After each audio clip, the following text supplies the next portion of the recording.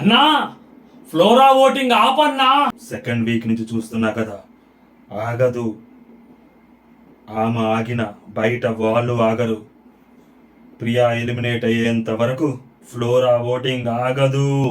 Hello all, welcome to our channel. నా పేరు మహేష్ చంద్ర. So మన ఛానల్ కొత్తగా చూస్తుంటే సబ్స్క్రైబ్ చేసుకోండి. And voting analysis third day evening voting analysis ఒక అప్డేట్ కూడా తెలిసింది. సో అప్డేట్ కొంచెం షాకింగ్ గానే అనిపిస్తుంది. అండ్ బిగ్ బాస్ టీంలో ఆ డిస్కషన్ కూడా జరుగుతుందంట. సో అది హై లెవెల్ డిస్కషన్, మనకి చిన్న వేరే వాళ్ళు అప్డేట్ ఇచ్చారు. సో అది మీకు చెప్తాను. అండ్ మీరు ఎవరికి ఓట్ వేసారు అనేది కామెంట్ చేయండి. అండ్ ఫస్ట్ కామెంట్లో ఒక ఓటింగ్ పోల్ ఒకటి పిన్ చేసి పెడతాను. సో ఆ ఓటింగ్ పోల్లో దయచేసి ఓట్లు వేయండి. సో ఓటింగ్ అనాలిసిస్ గురించి మాట్లాడుకుందాము. అప్డేట్ గురించి లాస్ట్లో మీకు ఎక్స్ప్లెయిన్ చేస్తాను అసలు వాళ్ళు ఏమనుకుంటున్నారు బిగ్ బాస్ టీం అనేది. బట్ సో నేను పొద్దున ఏదైతే వీడియో చేశానో అది నిజం. ఇప్పుడు నేనైతే చెప్తున్నానో ఇది కూడా నిజం. తక్కరమార్ అయిందనమాట విషయం. ఫస్ట్ ప్లేస్లో అందరం ఊహించిందే. సో ఒక లాజిక్ చూసుకున్నా కూడా అదే కరెక్ట్ అవుతుంది. బట్ నైట్ అలా అనిపించలేదు. కానీ సో వాళ్ళకి ఇప్పటి వరకు మార్నింగ్ నుంచి ఈవినింగ్ వరకు ఆ ఫ్లో చూస్తుంటే వాళ్ళకి అనిపిస్తుంది. సో ఇప్పుడు ఎవరైనా ఏదైనా అనుకున్నా కానీ ఫ్లోరా గారికి మంచి ఓటింగ్ పడుతుంది. ఫస్ట్ ప్లేస్లో కూడా ఆమెకు అంటే లైక్ 30 to 40% ఓటింగ్ ఆమెకే పడుతుంది ఫ్లోరా గారికి. ఎందుకంటే సో ఎందుకు ఇమాన్యుల్కి ఒక ఓట్ బ్యాంక్ ఉంది కదా. తనూజాకి ఒక ఓట్ బ్యాంక్ ఉంటుంది కదా. భరణి గారికి ఒక ఓట్ బ్యాంక్ ఉంటుంది. సంజన గారికి ఓట్ బ్యాంక్ ఉంటుంది. ఆ ఓట్ బ్యాంక్ అంతా యాడికి పోతుంది దాన్ని దేవులాడితే ఫ్లోరా గారికి వెళ్తుంది అనమాట. సో ఫ్లోరా గారికి మంచి ఓటింగ్ పడుతుంది. అంటిల్ అన్లెస్ ఫ్లోరా గారికి తెలుగు రాదు, ఫ్లోరా గారు పెద్ద కంటెంట్ ఇవ్వట్లేదు, ఫ్లోరా గారు పెద్ద గొడవలు పడట్లేదు, ఫ్లోరా గారు బాత్రూమ్ క్లీన్ చేసేవాళ్ళు మొన్నటి ఇప్పుడు అది కూడా లేదు. కాబట్టి సో ఫ్లోరా గారిని ఎలిమినేట్ చేద్దాం, డబుల్ ఎలిమినేషన్ పెట్టి ఒక సెలబ్రిటీస్ని పంపించేద్దాం అని అనుకుంటే తప్పితే ఫ్లోరా గారు ఎలిమినేట్ అయ్యే ఛాన్సే లేదు ఈ వీక్. ప్రియా ఎలిమినేట్ అయిన దాకా ఫ్లోరా ఎలిమినేట్ అవ్వదు. అసలు మామూలు ఓటింగ్ పడలేదు ఫ్లోరాకి. అసలు ఎక్కడ ఏ పోల్ పెట్టినా కానీ మీరు సపోజ్ ఫ్లోరా గారి పేరు, మాస్క్ మ్యాన్ పేరు, కళ్యాణ్ పేరు అండ్ నెక్స్ట్ ప్రియా పేరు పెట్టండి. ప్రియా కనిపిస్తే చాలు ఫ్లోరాకి ఓటింగ్ పడతా ఉంటుంది. ప్రియా పేరు కనిపించకపోతే తెలియదు కానీ ప్రియా పేరు కనిపిస్తే మాత్రం ఆ ఓటింగ్ పోల్లో ఫ్లోరా గారికి ఓటింగ్ పడుతుంది. సో ప్రియా మీద అంత నెగిటివిటీ అనేది వచ్చేసింది. 2 weeks ఒక అమ్మాయి అంత పెద్ద నెగిటివిటీ తెచ్చుకుంటుంది అని అనుకోలేదు. బట్ ఆ అమ్మాయికి నెగిటివిటీ వచ్చేసింది. ఆ అమ్మాయి చేసుకున్నదే, మనం ఏం చేయలేం దానికి. సో ఫ్లోరా గారికి ఓటింగ్ పడుతుంది. నా నెక్స్ట్ ప్లేస్లో ఓటింగ్ ఎవరికి పడుతుంది అంటే మాస్క్ మ్యాన్కి ఓటింగ్ పడుతుంది. సడన్గా యాడ్ నుంచి వచ్చారు అయ్యా మాస్క్ మ్యాన్ ఫోన్స్, జై మాస్క్ మ్యాన్ అంటున్నారు. మాస్క్ మ్యాన్ తోపు దమ్ముంటే ఆప్ అంటారు. ఇన్స్టాగ్రామ్ మొత్తం మాస్క్ మ్యాన్, ఈడా మాస్క్ మ్యానే. పొద్దుగాల నుంచి మాస్క్ మ్యాన్, ఎవరి ఛానల్లో చూసినా మాస్క్ మ్యానే కనిపిస్తా ఉన్నాడు. మాస్క్ మ్యాన్ సడన్గా జొయ్యని లేచాడు అయ్యా పైకి. నిన్న మాస్క్ మ్యాన్ని టార్గెట్ చేశారు, మాస్క్ మ్యాన్ని అన్నారు, మాస్క్ మ్యాన్ని తిట్టారు. అఫ్కోర్స్ మాస్క్ మ్యాన్ కూడా తిట్టాడు అనుకోండి. నలుగురు కలిసి ఒక పర్సన్ టార్గెట్ చేశారు, మాస్క్ మ్యాన్ నామినేట్ చేశారు. Even though Priya points valid ఉన్నా కూడా, మాస్క్ మ్యాన్ చెప్పింది ప్రియాకి వ్యాలిడ్ పాయింట్స్ ఉన్నా కూడా మాస్క్ మ్యాన్ నామినేట్ చేయడం అనేది చాలా మంది తీసుకోలేకపోయారు. న్యూట్రల్ ఆడియన్స్ లో కూడా అదే పాయింట్ ఆఫ్ వ్యూ ఉందన్నమాట. అంటే మాస్క్ మ్యాన్ మంచి పాయింట్స్ చెప్పాడు కదా, ఎందుకు ఆ అమ్మాయి నామినేట్ చేయలేదు, వీళ్ళందరూ ఎందుకు మాస్క్ మ్యాన్ మీదకి వచ్చారు, అంపతి కింద కన్వర్ట్ అవుతుంది ప్రెసెంట్. బట్ అగ్రెసివ్గా ఉండేదేమో, కొంచెం అక్కడ డిబేట్ చేసి ఎట్లయినా ప్రియాది పెట్టించుంటే భలే ఉండదేమో అని అనిపించింది నాకు. బట్ ఈ ఓటింగ్ అయినా పర్లేదు. అండ్ రాము రాథోడ్కి కూడా మంచి ఓటింగ్ పడుతుంది అబ్బా, చాలా మంచి ఓటింగ్ పడుతుంది రాము రాథోడ్కి. ఆ అబ్బాయి కొంచెం సైలెంట్గా ఉన్నా కూడా బట్ టాస్క్లు ఆడటం కానీ, సో మొన్న టాస్క్ గెలవడం కానీ, అసలు మొన్న టాస్క్ గెలవటం వల్ల అక్కడ ఎన్ని గొడవలు జరిగాయి, మనోడు సైలెంట్గా ఉండటం వల్ల మామూలు విషయం కాదు. మాస్క్ మ్యాన్ తర్వాత ఓటింగ్ పడుతున్న పర్సన్ రాము రాథోడ్. వీళ్ళిద్దరి మధ్య ఎక్కువ ఓటింగ్ కూడా పడుతుంది. ముగ్గురు మధ్య పెద్ద తేడాలు ఏమీ లేదు. బట్ ఫ్లోరా గారికి వీళ్ళ నలుగురు ఓట్ బ్యాంక్ అనేది చాలా గట్టిగా సపోర్ట్ చేస్తూ ఉన్నారనమాట. ఆ సపోర్ట్ చేసే దాంట్లో ఎంతో కొంత రాము రాథోడ్కి కూడా సపోర్ట్ చేస్తున్నారు ఓట్ బ్యాంక్. సో అలాగా వాళ్ళ ముగ్గురు ఉన్నారు. కళ్యాణ్ ప్లేస్కి వచ్చేసరికి పొద్దున టాప్లో ఉన్న Kalyan all of the sudden Kalyan తక్కువగా రావడానికి కారణం 3rd ప్లేస్ 4th ప్లేస్ మధ్యలో అంటే రాము రాథోడ్ కళ్యాణ్ వీళ్ళ మధ్యలో జరగడానికి కారణము. సో నైట్ జరిగినది. అండ్ ట్విట్టర్లో ట్రెండ్ అవుతుంది ఏంటంటే, సో కళ్యాణ్ని ఏదో మేము ఎక్స్పెక్ట్ చేశాము, చాలా గట్టిగా మాట్లాడతారని ఎక్స్పెక్ట్ చేశాము. But all of the sudden Kalyan నిన్న మాట్లాడిన విధానము, ఆ బ్లాబరింగ్ చేసిన విధానం మాకు నచ్చలేదు అని చెప్పి ట్విట్టర్లో ఓపెన్గా మాట్లాడుతున్నాం.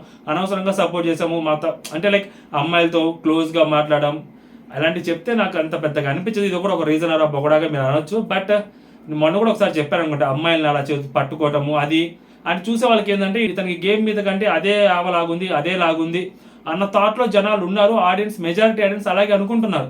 ట్విట్టర్లో యాక్చువల్గా అవే ట్రెండ్ అవుతూ ఉన్నాయి, కళ్యాణ్ పడాలా గురించి అదే ట్రెండ్ అవుతా ఉందన్నమాట.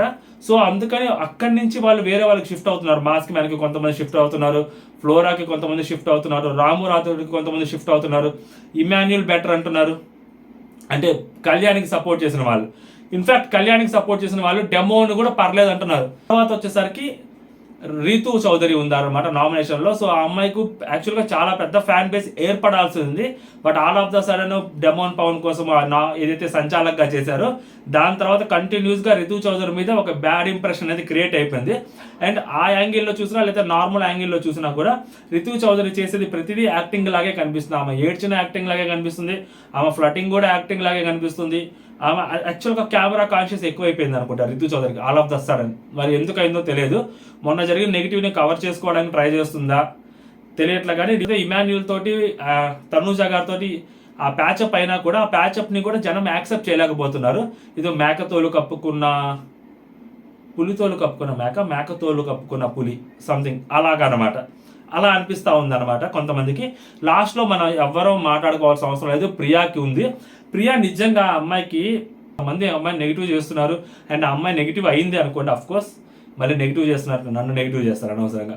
అమ్మాయి నెగిటివ్ అయింది అండ్ అమ్మాయి చేసిన కొన్ని మాటలు కొన్ని పనుల వల్ల స్టిల్ ఆ అమ్మాయికి ఎలిమినేషన్ ఛాన్స్ ఉందా? ఎందుకంటే బిగ్ బాస్ టీం భయంకరమైన ఎక్స్పెక్టేషన్స్ పెట్టుకుంది అబ్బాయిల మీద. వీళ్ళంతా తుప్పాసులాగా కనిపించారు, శ్రీజ అండ్ ప్రియా.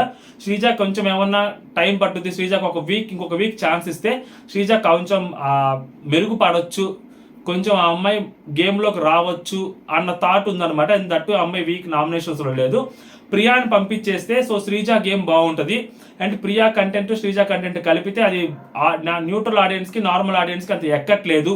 సో ప్రియాని బయటికి పంపించేసేయాలి అన్న థాట్లో కూడా ఉందన్నమాట. దానికి తోడు బిగ్ బాస్ వాళ్ళ డిస్కషన్ ఏంటంటే ప్రియాని అలాగే ఉంచి ఇంకొక వీక్ కళ్యాణ్ని పంపించేయాలి బయటకి. సో కళ్యాణ్ బయటకు పంపించాలంటే సెలబ్రిటీస్లోంచి మంచి సెలబ్రిటీస్ని తీసుకొద్దామని అనుకుంటున్నారు, కొంచెం హ్యాండ్సమ్గా ఉండే సెలబ్రిటీస్. సో కళ్యాణ్ అవసరం లేదు, సో కళ్యాణ్ అంతగా గేమ్ కూడా ఆడట్లేదు, కళ్యాణ్ని కూడా బయటకు పంపించేస్తే ఎలా ఉంటుంది అని బిగ్ బాస్ టీము నిన్నటి నుంచే ఎప్పుడైతే నామినేషన్స్ జరిగాయో అక్కడి నుంచి ఆలోచిస్తున్నారనమాట.